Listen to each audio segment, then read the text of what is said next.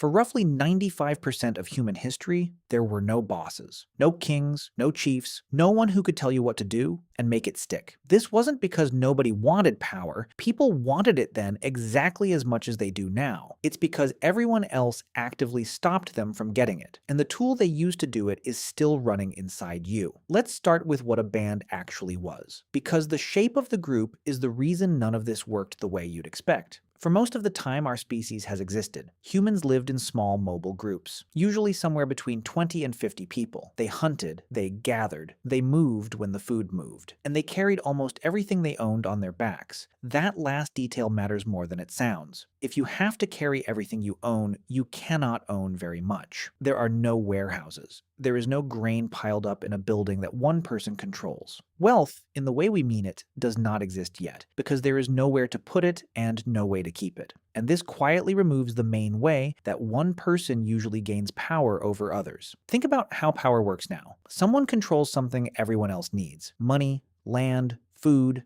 a job, and that control is the leverage. Do what I say, or you lose access to the thing you need. That is the basic machinery underneath almost every hierarchy you have ever lived inside. In a mobile foraging band, that machinery has nothing to grab onto. Nobody controls the food supply, because the food is walking around in the grass and growing on the hillside, available to anyone who goes and gets it. Nobody controls the land, because the group doesn't own land, it moves across it. Nobody can fire you because there is no job. Nobody can starve you out because you can feed yourself. So the first thing to understand is that for most of human history, the usual foundation of power simply wasn't there. But here's what's fascinating. That absence is not the whole story, because you might think that removes the problem on its own. It doesn't. People still wanted status, they still wanted to be admired, to get their way, to have others defer to them. Removing warehouses does not remove ambition. There were still individuals in every band who were stronger, louder, more charismatic, better at manipulating people, hungrier for control. The raw material for a tyrant was always there. It's in the species. So the real question isn't why there were no bosses. The raw ingredients for a boss existed everywhere.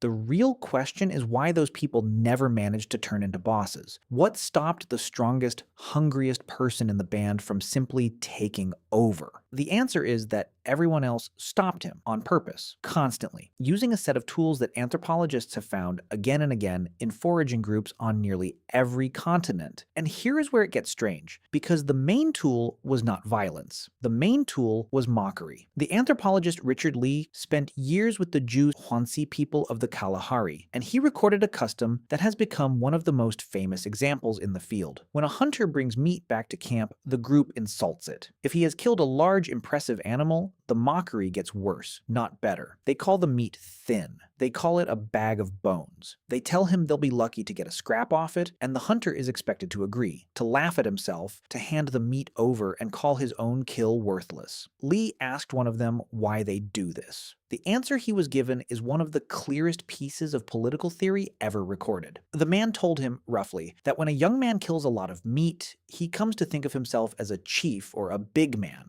and he thinks of the rest of us as his servants or inferiors. We can't accept this. So we always speak of his meat as worthless. This way, we cool his heart and make him gentle. Sit with that for a second. They are not doing it because they are cruel or ungrateful or blind to the value of the meat. They know exactly how good the kill was. That's the point. The better the kill, the more dangerous the swelling head and the harder they push back. They are running a deliberate program to keep any one person from rising above the others. And mockery is only the mildest tool on the shelf. If insulting the meat doesn't work, the group escalates. They tease more sharply. They spread the criticism. A person who keeps grabbing for status finds himself the target of gossip. And in a small group where your survival depends on everyone's goodwill, gossip is not harmless. It moves through the whole band. It shapes how 40 people treat you. Above gossip is shunning. The group simply stops cooperating with the person. They don't share as freely, they don't include him. In a world where you cannot survive alone, being quietly frozen out is a serious threat, and everyone knows it. And above shunning, at the very top of the ladder, was the final tool.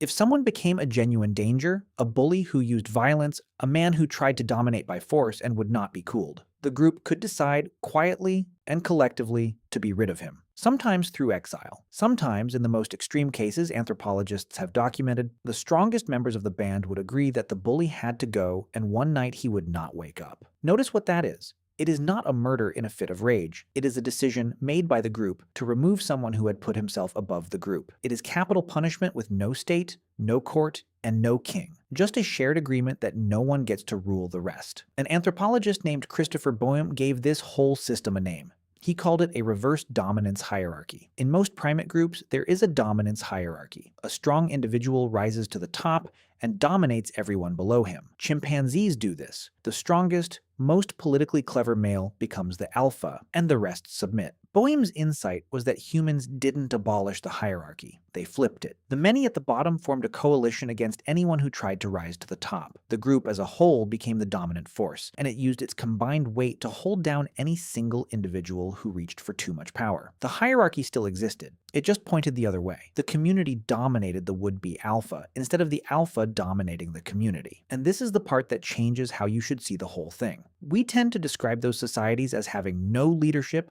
no politics, no government, as if they were simply too simple to have invented these things yet. That is exactly backwards. Keeping a group of ambitious, status-hungry humans roughly equal for tens of thousands of years with no laws written down and no police is not the absence of politics. It is an enormous, constant, sophisticated political achievement. It takes daily effort. Every joke at the successful hunter's expense is a small act of government. The equality wasn't natural. It was maintained, deliberately, by people who understood exactly what they were preventing. They weren't pre-political. They were doing politics all the time. You just have to know what you're looking at, and now the part that involves you. Think about the last time someone got arrogant near you. Someone who took a little too much credit, talked a little too much about themselves, made it clear they thought they were above everyone in the room. Notice what happened inside you, that flash of irritation, that quiet urge to see them taken down a peg. That feeling is not random, and it is not petty. It is the same instrument your ancestors used, still installed, still firing. The pleasure you feel when an arrogant person is humbled, the itch to puncture someone who is too pleased with themselves, the way a whole office can silently unite against a person who acts superior, that is the leveling coalition running in a body that no longer lives in a band. You are descended from the people who refused to be ruled. For hundreds of thousands of years, they watched each other for the first signs of a swelling head, and they pushed it back down. That reflex kept them equal. It kept them free, and it did not switch off just because the warehouses were finally built and someone finally did get to be king. You still feel it every time someone reaches for too much. A small, ancient voice, checking whether anyone is trying to rise above the rest. For almost all of human history, there was no one in charge because no one was allowed to be. We didn't lose that world by forgetting how it worked. We lost it the day one person finally managed to keep the grain.